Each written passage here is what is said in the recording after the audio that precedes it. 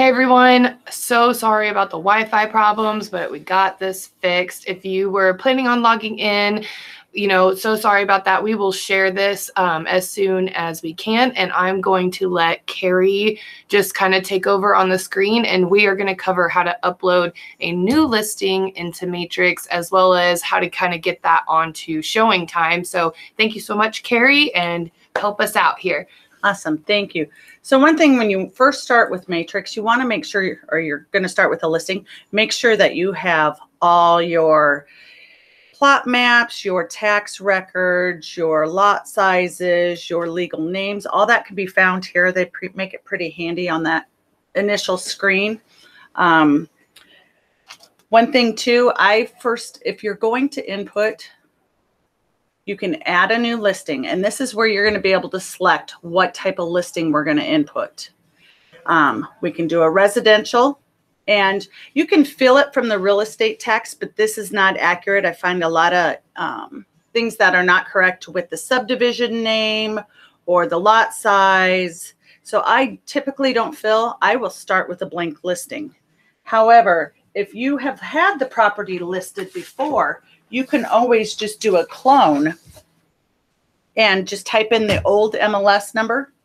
So if you had it listed before, you could just do the old listing number, and you just fill the form. That's going to pull all the information that you had on that original listing. It does leave a few things out. You'll have to maybe check that commission level. Whoever had it, you'll have to refresh. It will leave out your public remarks, what's included and what's not, but typically everything else will be filled out just as the original listing did.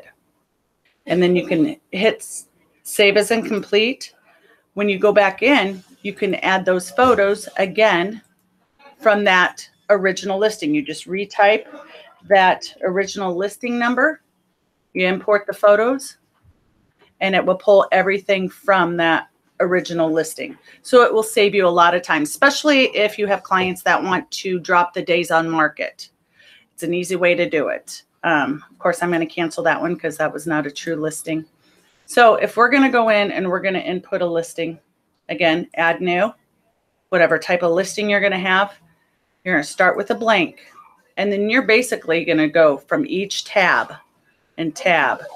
You will want to save a few times in between. I've seen it to where it'll say your URL is too old, and it'll pretty much lose everything that you had entered. So maybe every screen hit that save as incomplete. There's a few items that will make you fill in before you can save it. One of it is whose listing it's going to be.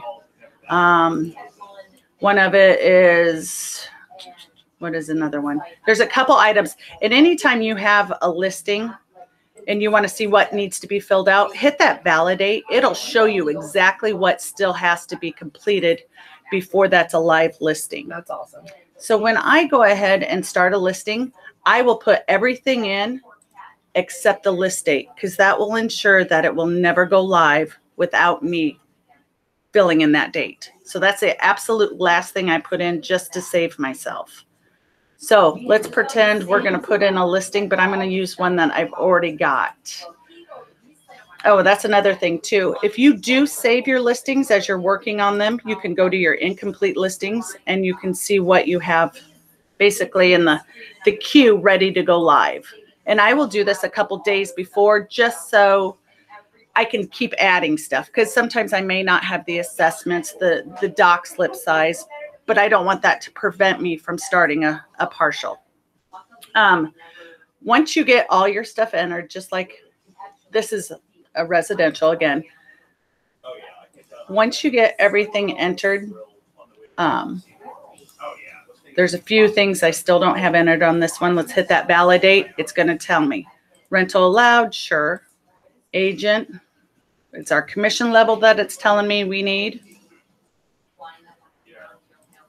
The general, again, that list date is the last thing I put in because I don't want it to go accidentally live. So then I can hit it. I hit the validate. Oh, I'm missing one more thing. Garage spaces too. So anything really in the yellow, you're going to want to make sure it's completed. Another thing too, always check your map. If the map is not correct, your seller reports aren't going to be correct. The feed to Zillow and Trulia and Realtor.com, none of those will be correct as well. And a lot of agents will use this to find, to use as their driving instructions to go show that property. All you have to do is move it to that pin. And what's nice now, it kind of defaults now. You know exactly who the owner of that property is. So if you're placing it on a small parcel and you don't see their name pop up, then you know you're probably on the wrong one. So it's kind of a safety catch here. So place your new pin, make sure it's the name of your client, and you're done. And then one thing too, then we can make sure validate, we're all good. Go ahead and submit your listing. Before you submit your listing, just make sure your photos, add and edit photos. Anytime you need to switch or move your photos, just grab that top column and you can trade your photos out. Another thing you can do with your photos too is click on them. If you want to enter a description, kitchen has stainless steel appliances, Corian countertops, whatever description you want, put in here and then hit save. Oh, it's not going to let me. Oh, right here, done, save.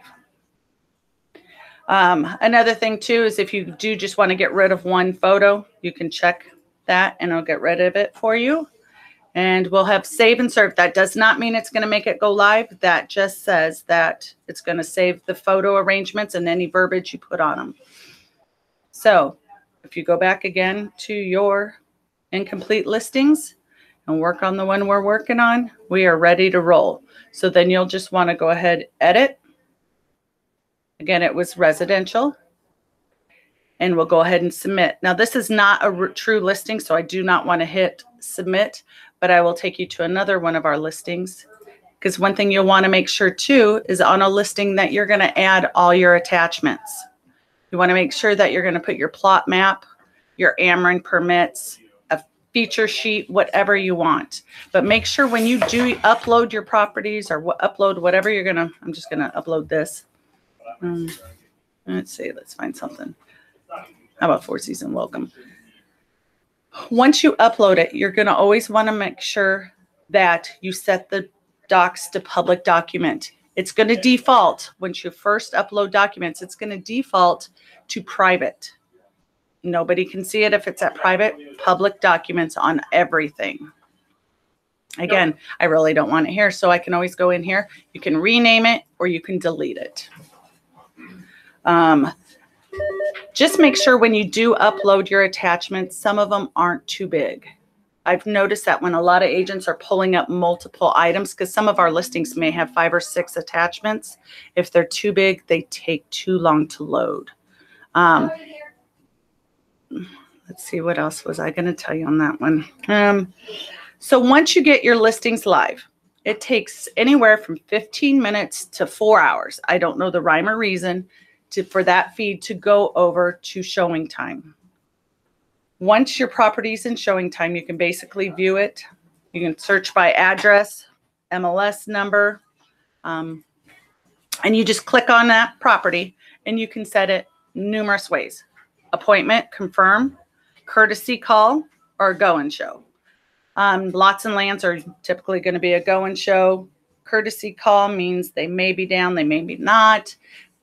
This is always going to be for our occupied. So first off, you will always add your agent. Oh, that's my owner. I add the agent. So when you start typing in your name or a team member's name, like Susan, it's going to automatically populate all the Susans. So you can pick her, go ahead or get her information. Every agent's information is already going to be entered into the ShowingTime. So will your broker, if you work for a team, and then we add our agent, our owners. Now, if you've had this owner before, you can search by their last name. So if I did a Lewis, with Lewis's listing, and I've had him before, if I go in here, they're still going to be in here. So you can go ahead and choose, and that'll save you a step. It'll have their phone numbers and their email addresses, so that'll help for you. You can have multiple owners. Sometimes I will put the wife, she'd like to be called first. I'll put the husband second. And even down here to help the girls at Maine, I'll say call husband first. If no answer, call the wife. One thing too, you always, if there's no time set, like if they don't need a 1 hour notice, 2 hour notice, set these to 0. Otherwise, it's going to prevent an agent from taking a short time to schedule their appointments. Let's get them in there if we can. Maximum appointment length, I always change that to none. You know, if it's going well, I want them to stick around. I will always change this to yes. If we can have overlapping appointments, let's get them in there. If my clients are leaving that home, let's squeeze as many people in there as we can. I don't have a limit on how many people can show that home as well at once. Showing rules. This is where if the owners say, hey, I'm going to be down for the weekend, owners here, I'm going to be down for the weekend. I don't want any showings. We'll do an all-day rule. And they're going to be down here, let's say, oh, this Friday through Sunday. And we'll click all your days just to be sure that they're covered. But the parameters are Friday through Saturday. Save it as a showing restrictions. It will not let anybody book appointments between those 2 days. Now, no, we don't want that. Get out of there. Am I just clicking something? Any appointment restrictions? Oh, right there. Okay. Let's trash this one. Okay. So then if you just have a rule change, a showing exception, let's say the owner says, yeah, I'm here and it's a go and show. However, I'm going to be down here for the weekend. So I want them to call me on my cell. So what I can do is I can change it for a certain amount of days to appointment required. Call owner. And you will make it an all-day rule. And again, we can pick the dates that we want our clients to come in. So again, they're going to come in on Friday.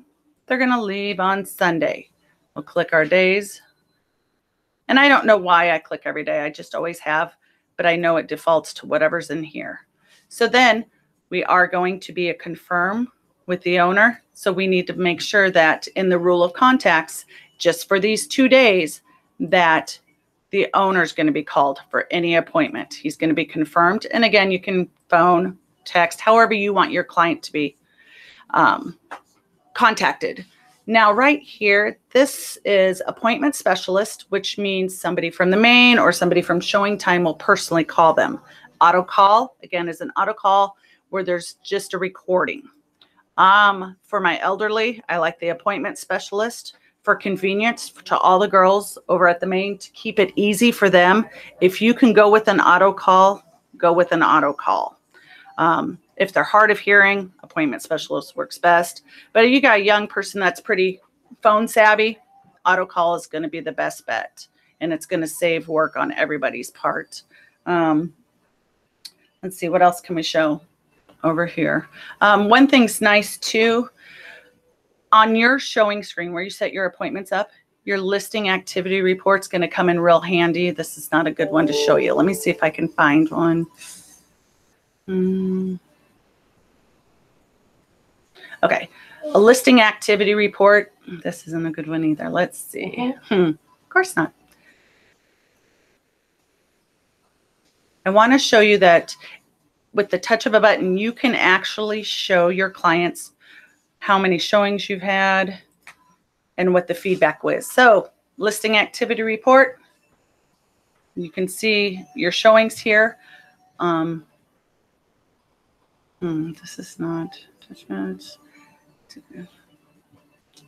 This is not what I'm looking for. Okay. Let me find a good one.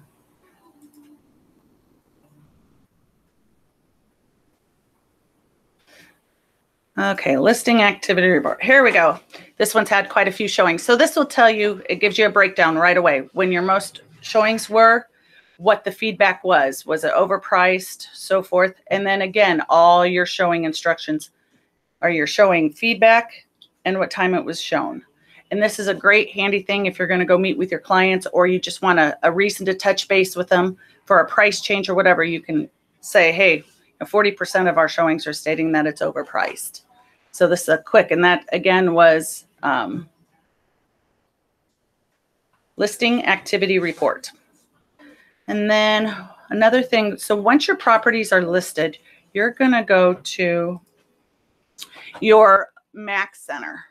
And this is where you're going to put up your showing time and your banner. So if you get a property, you go in your lead street.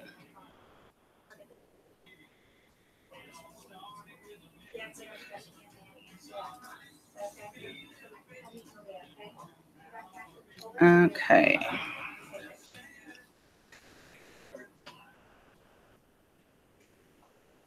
All right. So if I'm going to go into one of my listings, and Lead Street is extremely fast if everybody's not noticed. Okay, down here. So one of our new ones. I want to click on here, and it'll tell you where you are in your stage. If you have enough photos, if it's mapped correctly. So again, you want to always check your location in Lead Street too. Make sure that property is mapped correctly. You want to just do a scroll in real tight. Make sure it's mapped correctly. And again, place the new pin right there and save manual placement. Okay. But make sure it's mapped correctly here. And again, always watch this because Lead Street's really slow. And again, you're going to do this with every listing because on your seller reports, this is going to go out every Monday to your clients and yourself. I have them set up every week until they're sold. And what it does is it'll tell them all the web activity. Oh, that's cool. And typically, like this one's done in Jeff's site. I have a Krant site that I typically do. When I have a property that I go in, I will do a 10-mile radius. I want to see everything that's active and I want to see everything that's pending. And it'll basically give you an idea of your competition. And this will go out every Monday. Some of my agents want me to copy just them because they use it a point of contact. So once they get it on Monday, they'll call their own clients and say, hey, I would like to share this with you. Some agents just they're busy and they want me to send it directly to their clients. So basically, this is tied into Lead Street. So if you just want to type in your client's name, they pop up, you click them in, you hit save. That will go out every Monday. Another thing too is you will want to, let me sign over to a Krant site. You'll want to make sure you have a banner on there, whether it's condos with elevators, lakefront property, luxury home. It needs to have a banner. And since I'm on a team, I'm kind of split between Jeff's site and team site. So that's not what I want.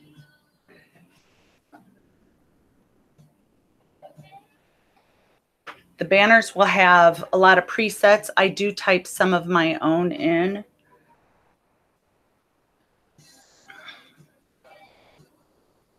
So again, we'll go into our listings, pull one of mine up, and I can tell two of these. Sometimes the mapping does not hold. So sometimes in Lead Street, you will have to remap them a couple times before it finally sticks. But at least this gives you a good gauge. So here's our banners. Again, remember we can map it, we can set up our reports, and then you're going to want to pick a banner that makes sense for that property. It's a must-see update. Where do they see that banner at, Carrie? That's going to be more when they go onto the site. Any of your marketing stuff that you send out through Lead Street, any of your flyers that you send out through Lead Street, or if they're just searching the Remax site. Oh, awesome. So then we got our seller report set up, our banner set up, our mapping is correct. Matrix also does a nice job of having a lot of flyers. Just pre-selected. They're already tied into our MLS, so you can make a pretty fancy flyer without doing a lot of work. So I have my favorites. I always do a flyer for each property. I like 5 photos typically. You can see this is the one I typically use if I have a high-end home. This one's a little bit fancier, but this one, you just select this design, and then you're going to pick what property you want it to showcase.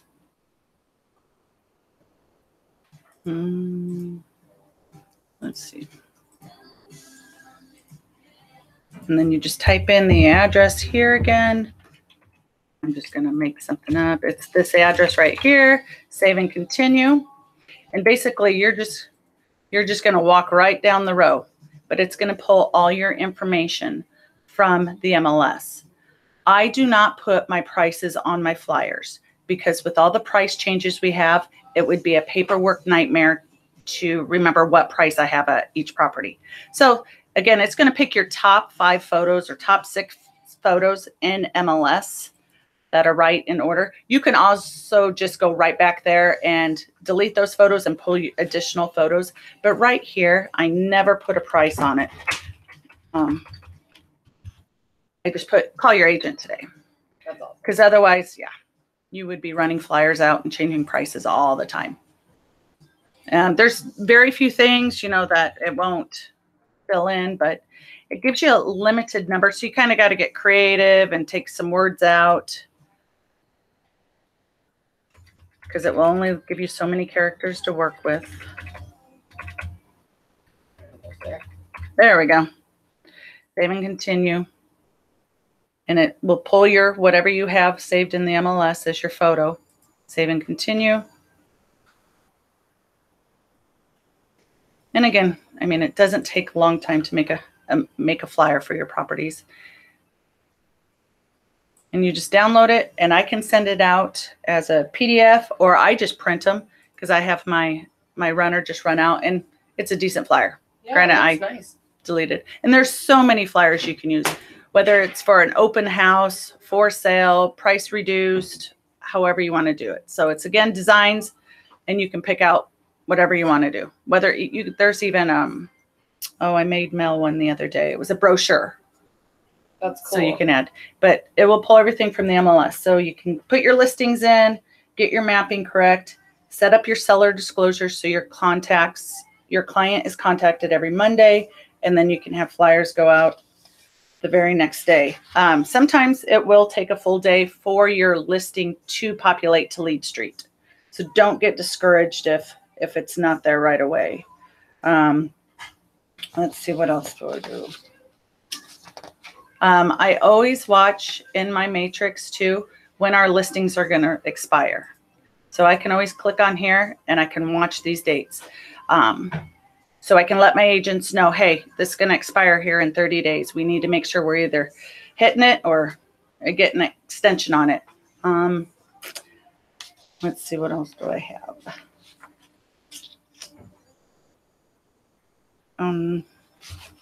That's all I got.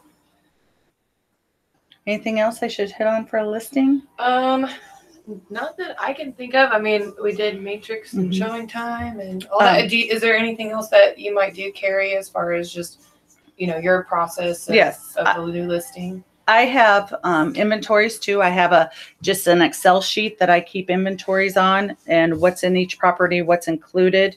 I get my sellers to sign that, and I usually put that up as an attachment, or my inventory can be listed as for additional money if furniture is included. I have a spreadsheet sheet that keeps all my keys. So when I get copies of my keys made, I know exactly where they're located.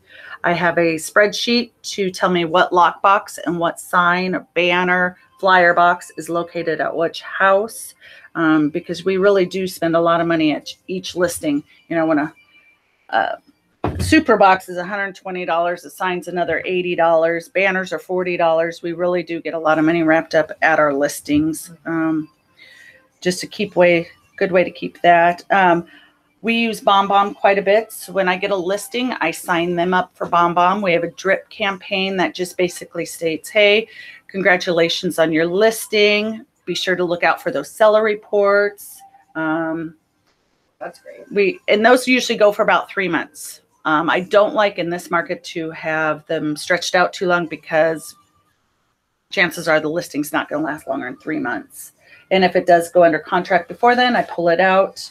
We have bomb videos that go out after our property is sold to all our buyers. Those go out for 3 years, and it's basically, hey, if you need vendors, contact us. We know painters, contractors, so forth. We have one that goes out at 3 years. Hey, it's been 3 years. If you'd like to know the value of your property, please give us a call. Just those touches, we want to stay relevant and current, so they don't forget about us. Well, that's great, Carri. I really appreciate you sharing this information. If you guys have any questions, to reach out to us, and we will try to help you with this process as far as getting you and your listings up on Matrix, anything like that. And yeah, can't think of anything else. So again, guys, sorry for the technical difficulties, but thank you so much for watching, and we will see you next time.